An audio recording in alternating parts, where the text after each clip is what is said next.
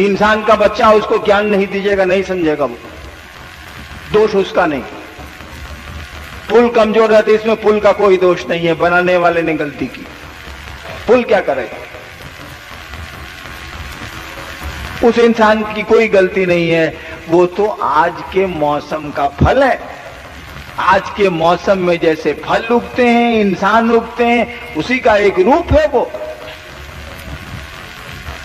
उसको प्रणाम करना किसी ने सिखलाया ही नहीं, उसको नमः शिवाय का जप करना किसी ने सिखलाया ही नहीं, कोई गुरु मिला ही नहीं कि उसके मन को उस भगवती के सामने झुका दे। एंग रींग क्लीन चामुंडा विचे कभी उससे हुआ ही नहीं, वो तो मुंह में कर रहा है, वो तो अग्नि में केवल हवन कर रहा है, इन मंत्रों की आहुति दे रहा है। मन से तो ये मंत्र कभी उसके निकले ही नहीं। मंत्र का क्या अर्थ होता है भाई साहब? मंत्र का मानी जिसका मनन किया जाए, जिसकी आवृत्ति ली जाए, जिसको दोहराया जाए, मन जिसको बार बार दोहराए, वो मंत्र है। इसीलिए कहा जाता है मंत्र मूलम गुरु वाक्यम, गुरु ने जो कहा वही तुम्हारा मंत्र है। मंत्र का मानी होता है मन जिसको बार बार दोहराए, गुरु ने जो कहा उसको बार बार दोहराइए, वो जो बोले हैं वही मंत्र है। मंत्र का अर्थ होता है मनन करना। मन ने तो कभी एंग रिंग क्लीन चामुंडाई विचे किया ही नहीं। मन तो भगवती को प्रणाम कर नहीं रहा, मन तो नमन कर रहा है पैसे को, सम्मान को, सुविधा को। गलती हमारी आपकी नहीं है, दोष हमारा आपका नहीं है। हम तो इस मौसम के फल हैं, हम तो ऐसे परिवेश में पलते हैं। दोष जाता है गुरु पर। अगर गुरु आपके ठीक नहीं है तो ये रिजल्ट आएंगे। जबरदस्ती भी पुण्य कराया जाए तो उससे लाभ होता। सर जॉन वुडरॉफ का नाम सुना है? कलकत्ता हाई कोर्ट में जज थे। उस समय एक ही हाई कोर्ट था पूरे देश में, कलकत्ते में। वहां एक जज थे, नाम था सर जॉन वुडरॉफ। एक बार एक भारतवर्ष का आदमी सर जॉन वुडरॉफ से मिलने गया। उस भारतवर्ष के आदमी ने कहा, धोती कुर्ता में वो आदमी गया, नाम बाद में बता देंगे। कहा कि वेल मिस्टर जस्टिस, मैं हिंदी में बोलता हूं। कहा कि सुनिए जज साहब, हमारे एक शिष्य ने खून नहीं किया है। आज आपके न्यायालय में उसका केस आया है, उसको फांसी नीचे हो गई है, आप उसको माफी दे देंगे? अंग्रेजी में उसने कहा उस जज को। भाई आज जो जज साहब के यहां कोई बात कहने जाए तो वो अरेस्ट होगा, वो जमाना था साहब। सर जॉन वुडरॉफ ने कहा गेट आउट, बाहर देख।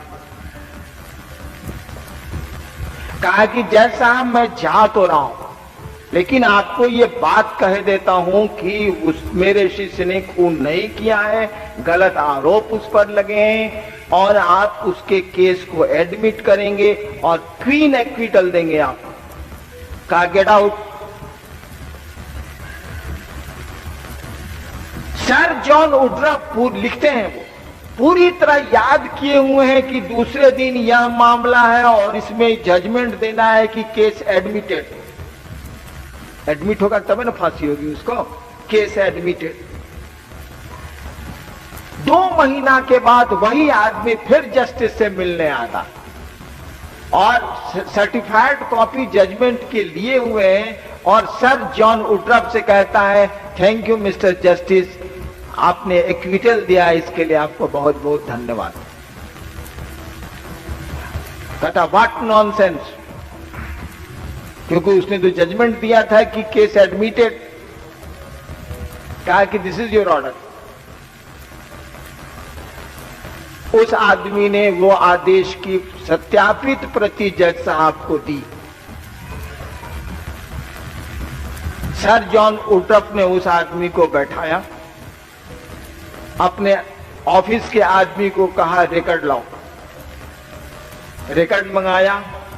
सर जॉन वुडरफ देखते हैं कि अपनी कलम से उन्होंने लिखा है acquittal, hard and the accused, और उसी की सर्टिफाइड कॉपी वो लेके आए। 15 मिनट 20 मिनट तक सर जॉन वुडरफ सोचते रहे। उसके बाद सादा पन्ना खींचा। उस समय गवर्नर जनरल इन काउंसिल होता था, मतलब उस समय वही सबसे बड़ा अफसर होता था इस देश का। लिखा governor general in council, I sir John Woodruff here bye resign. Sir John Woodruff ने रिजाइन कर दिया। और जो आदमी गया था यह बात करने के लिए उसी के शिष्य हो गए। उनका नाम था विद्यार्णव। सर जॉन वुडरफ ने तंत्र पे बहुत सुंदर लिखा है और बहुत खूब लिखा है। एक जगह सर जॉन वुडरफ लिखते हैं, जबरदस्ती पुण्य कराने की बात मैं आपको बता रहा हूं। लिखते हैं, वो उनकी किताब है द प्रिंसिपल्स ऑफ तंत्र, 2 वॉल्यूम में, इतनी मोटी।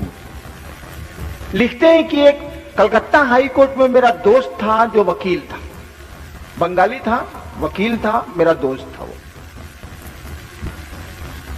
और सारे कुकर्म करता था। वो बहुत पैसे वाला था, कलकत्ता हाई कोर्ट में वकील था, उन्हीं का दोस्त था। वो सब धंधा करता था, वो शराब पीना, ये करना, वो करना। एक दिन उसको बीमारी हुई, डॉक्टरों ने कह दिया कि आप नहीं बचेंगे। उसको पूजा पाठ से कुछ लेना वकील को नहीं था, पूरी तरह सर्वगुण संपन्न था वो, सामाजिक कुरीतियों का पैसा था ही। वो 6 महीना अपने बिस्तर पर रहा और मर गया। उसका सर जॉन वुडरफ का मित्र जो वकील था 6 महीने बिस्तर पर रहा और मर गया। सर जॉन वुडरफ लिखते हैं कि जब वो मर गया तो मैंने उसको आसमान में बुलाया, आसमान से बुलाया और उससे बातें की।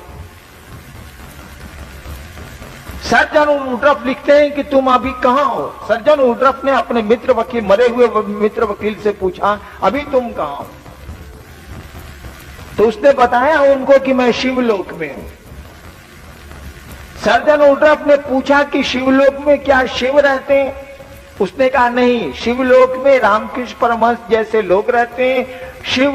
शिवलोक का कोई आदमी शिव के पास नहीं जा सकता, शिवलोक में शिव नहीं रहते।